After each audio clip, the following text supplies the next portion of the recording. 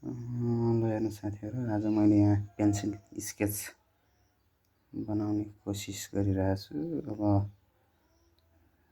राम्रो बनाउन त आउँदैन, सिक्दैछु, बनाउँदैछु। हेरौँ अन्तिमसम्म कस्तो बन्छ है।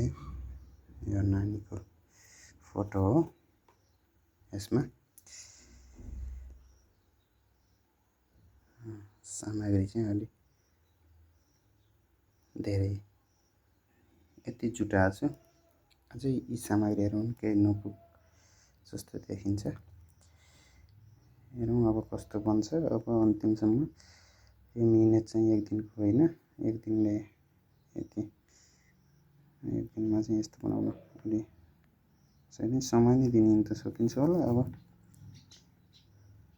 थोरै यसो खाली समय दिँदाखेरि यतिसम्म बनिएछ।